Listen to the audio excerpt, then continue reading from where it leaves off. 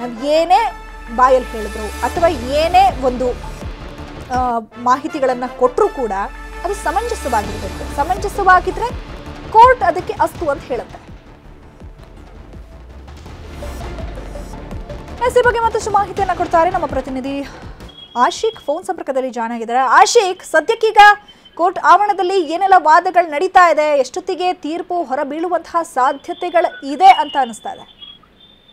Chaitra, 24ನೇ ACMN ನ್ಯಾಯಾಲಯದಲ್ಲಿ ವಾದ ವಿವಾದಗಳು ಮುಂದುವರೆದಿರುವಂತದ್ದು. ಪ್ರಮುಖವಾಗಿ ಸದ್ಯದ ಅಪ್ಡೇಟ್ ಏನು ಅಂತಂದ್ರೆ, ಆರೋಪಿಗಳ ಪರ ವಕೀಲ ಗಂಭೀರವಾಗಿರುವಂತಹ ಆರೋಪಗಳನ್ನ ಪೊಲೀಸರ ಮೇಲೆ ಮಾಡ್ತಾ ಇರುವಂತದ್ದು. ಕಳೆದ 1 ವಾರ 4 ದಿನಗಳಲ್ಲಿ ಏನು ಪೊಲೀಸ್ ಕಸ್ಟಡಿಗೆ ಕೊಡಲಾಗಿತ್ತು, ಇದರಲ್ಲಿ ಪೊಲೀಸ್ ಕಸ್ಟಡಿಯಲ್ಲಿ ಒಂದಿಬ್ಬರು ಆರೋಪಿಗಳ ಮೇಲೆ ಪೊಲೀಸರು ಒಂದು ಕಸ್ಟೋಡಿಯಲ್ ಟಾರ್ಚರ್ ಅನ್ನ ಮಾಡಿದ್ದಾರೆ ಅನ್ನುವಂತ ಒಂದು ಗಂಭೀರ ಆರೋಪವನ್ನ ಇದೀಗ ಆರೋಪಿಗಳ ಪರ ವಕೀಲರು ಮಾಡ್ತಾ ಇರುವಂತದ್ದು. ಈಗ ಏನು ತನಿಖಾ ತಂಡ ಒಂದು ರಿಮಾಂಡ್ ಅಪ್ಲಿಕೇಶನ್ ಸಲ್ಲಿಸಿದೆ, ಅದನ್ನ ಈ ಹಿಂದೆನೆ ಸಲ್ಲಿಸಬೇಕಾಗಿತ್ತು ಅನ್ನುವಂತ ಒಂದು ವಾದವನ್ನು ಕೂಡ ಆರೋಪಿ ಪರ ವಕೀಲರು ನ್ಯಾಯಾಧೀಶರ ಮುಂದೆ ಮಾಡ್ತಾ ಇರುವಂತದ್ದು. ಈಗ ಸದ್ಯಕ್ಕೆ ಆರೋಪಿ ಪರ ವಕೀಲರು ಮಾಡ್ತಾ ಇರುವಂತಹ ವಾದವನ್ನ ನ್ಯಾಯಪೀಠ ಆಲಿಸ್ತಾ ಇರುವಂತದ್ದು. ಇನ್ನು ಕೂಡ ಈ ಮೊದಲು ತನಿಖಾ ತಂಡ ಇದುವರೆಗೂ ಕೂಡ ಈ ಒಂದು ತನಿಖೆಯಲ್ಲಿ ಮಾಡಿರುವಂತಹ ಪ್ರಗತಿಯ ಬಗ್ಗೆ ನ್ಯಾಯಾಧೀಶರಿಗೆ ವಿವರಣೆಯನ್ನ ಕೊಡ್ತಾ ಹೋದ್ರು. ಮುಖ್ಯವಾಗಿ ಈ ಒಂದು ತನಿಖೆಯಲ್ಲಿ ಯಾವೆಲ್ಲ ರೀತಿಯಾಗಿರುವಂತಹ ಸಾಕ್ಷ್ಯಗಳನ್ನ ಸಂಗ್ರಹಿಸಿದ್ದಾರೆ ಅನ್ನೋದ್ರ ಬಗ್ಗೆ ನ್ಯಾಯಾಧೀಶರಿಗೆ ಈಗಾಗಲೇ SPP ಏನು ಪ್ರಸನ್ನ ಕುಮಾರ್ ಅವರು ನ್ಯಾಯಾಧೀಶರಿಗೆ ಮನವರಿಕೆಯನ್ನ ಮಾಡಿಕೊಟ್ಟಿದ್ದಾರೆ. ಅದಾದ ಬಳಿಕ ಆರೋಪಿಗಳ ಪರ ವಕೀಲರನ್ನು ಕೂಡ ವಾದಕ್ಕೆ ಏನು ಕರೆದಿರುವಂತದ್ದು. ಈಗ ಸದ್ಯಕ್ಕೆ ಆರೋಪಿಗಳ ಪರ ವಕೀಲರಾಗಿರುವಂತಹ ಅನಿಲ್ ಬಾಬು ಅವರು ವಾದವನ್ನ ಮಾಡ್ತಾ ಇದ್ದಾರೆ. ಇಂಥ ಸಂದರ್ಭದಲ್ಲಿ ಇದೀಗ ಪೊಲೀಸರ ಮೇಲೆ ಗಂಭೀರವಾಗಿರುವಂತಹ ಆರೋಪವನ್ನ ಮಾಡಿದ್ದಾರೆ.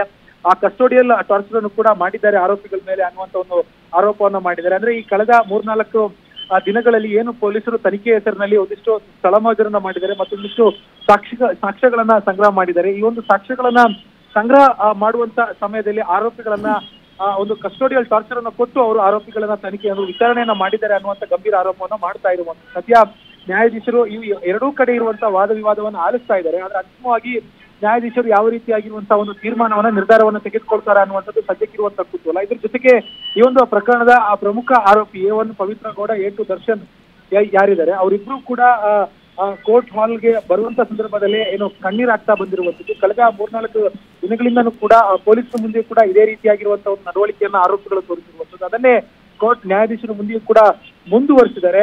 ಇನ್ನೇನು ಕೆಲವೇ ಹೊತ್ತಿನಲ್ಲಿ ಇದರ ಒಂದು ಈಗ ಇದು ರಿಮಾಂಡ್ ಅಪ್ಲಿಕೇಶನ್ ಸಲ್ಲಿಕೆ ಮಾಡಿದ್ದಾರೆ. ಈ ಪೈಕಿ 15 ಮಂದಿಯನ್ನು ಏನೋ ಅರೆಸ್ಟ್ ತೋರಿಸಿದ್ದಾರೆ. ಇದರಲ್ಲಿ ಒಂದು 8 ಜನರಿಗೆ ಜೆಸಿ ಅಥವಾ ಉಳಿದಿರುವಂತ 7 ಜನರಿಗೆ ಮತ್ತೆ ಪೊಲೀಸ್ ಕಸ್ಟಡಿಗೆ ಕೊಡುವಂತ ಸಾಧ್ಯತೆಗಳಿದಾವೆ. ಅಂದ್ರೆ ನಿನ್ನೆ ಅಷ್ಟೇ ಇಬ್ಬರನ್ನ ಈ ಒಂದು ಪ್ರಕರಣಕ್ಕೆ ಸಂಬಂಧಪಟ್ಟಿರುವಂತೆ ಮತ್ತೆ ಇಬ್ಬರು ಆರೋಪಿಗಳನ್ನ ಪೊಲೀಸರು ವಶಕ್ಕೆ ಪಡೆದುಕೊಂಡಿರುವಂತದ್ದು. ಅವರಿಂದನೂ ಕೂಡ ಸಾಕಷ್ಟು ಮಾಹಿತಿಯನ್ನ ಸಾಕ್ಷ್ಯಗಳನ್ನ ಕಲೆ ಹಾಕುವಂತ ಸಾಧ್ಯತೆಗಳು ಇರ್ತವೆ. ಸೊ ಹೀಗಾಗಿ ಅವರು ಸೇರಿದಂತೆ ಈ ಒಂದು ನೇರವಾಗಿ ಆ ಇಬ್ಬರು ಆರೋಪಿಗಳಿಗೆ ಸಂಪರ್ಕ ಇರುವಂತ ಉಳಿದಿರುವಂತ ಒಂದು 4 ಜನ ಆರೋಪಿಗಳನ್ನ ಒಟ್ಟು 7 ಮಂದಿಯನ್ನ ಪೊಲೀಸ್ ಕಸ್ಟಡಿಗೆ ತೆಗೆದುಕೊಳ್ಳೋದಕ್ಕೆ ರಿಮಾಂಡ್ ಅಪ್ಲಿಕೇಶನ್ ಕೂಡ ಹಾಕಿರುವಂತದ್ದು. ರಿಮಾಂಡ್ ಅಪ್ಲಿಕೇಶನ್ ಅಲ್ಲಿ ಈ 7 ಮಂದಿ ಆರೋಪಿಗಳನ್ನ ಯಾಕೆ ಮತ್ತೆ ಪೊಲೀಸ್ ಕಸ್ಟಡಿಗೆ ಕೊಡಬೇಕು ಅನ್ನೋದ್ರ ಬಗ್ಗೆ ಒಂದು 10 ಅಂಶಗಳನ್ನು ಒಳಗೊಂಡಿರುವಂತಹ ಒಂದು ಆ ಕಾರಣಗಳನ್ನು ಕೂಡ SPP ಇದೀಗ ಏನೋ ನ್ಯಾಯಾಧೀಶರಿಗೆ ಒಂದು ಮುಚ್ಚಿದ ಲಕೋಟೆಯಲ್ಲಿ ಕೂಡ ಕೊಟ್ಟಿರುವಂತದ್ದು. ಮುಚ್ಚಿದ ಲಕೋಟೆಯಲ್ಲಿ ಈ ಒಂದು ಪ್ರಕರಣದ ಒಟ್ಟಾರೆ ಈವರೆಗಿನ ಪೊಲೀಸ್ ಅಧಿಕಾರಿಗಳ ಫೈಂಡಿಂಗ್ಸ್ ಏನೇನು, ಮತ್ತೆ ಯಾವ ರೀತಿಯಾಗಿರೋ ಒಂದು ಸಾಕ್ಷ್ಯಗಳನ್ನ ಇದುವರೆಗೂ ಕೂಡ ಕಲೆ ಹಾಕಲಾಗಿದೆ, ಮತ್ತೆ ಈ ಒಂದು ಪ್ರಕರಣದ ಸಾಂದರ್ಭಿಕ ಸಾಕ್ಷ್ಯಗಳು ಏನೇನಿದೆ,